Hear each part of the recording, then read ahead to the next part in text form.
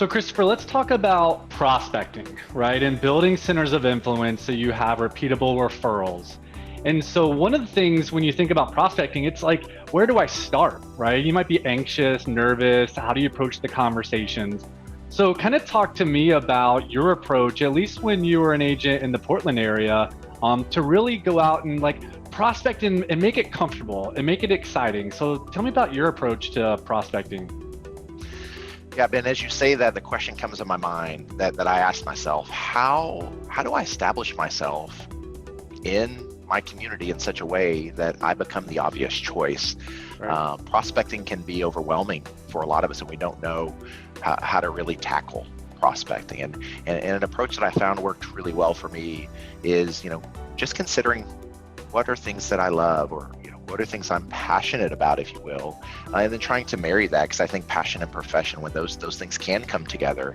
And so I started considering things like initiatives that were important to me. What did I just love to do? Who did I want to work with? And that's the fun part about this business, Ben, in my opinion, is we can work with whoever we want to. We have that power, right? As long, within the agency. So for me, it was food and beverage.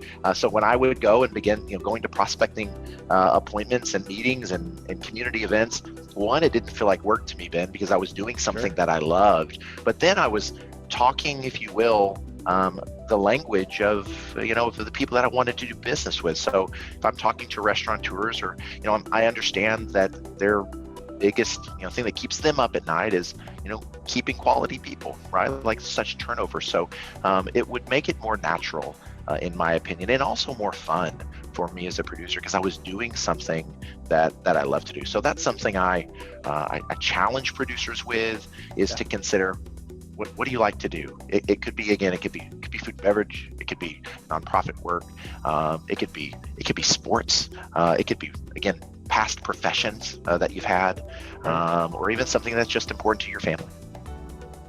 Yeah, great points. I think, when you have those conversations with people on like subjects, whether it's food, beverage, sports, to your point, then you have a launching point to that conversation. You have a connection, and just relating, using analogies and just the verbiage that you use throughout the conversation, it makes it so much easier. So great points on the centers of influence. Thanks for your input.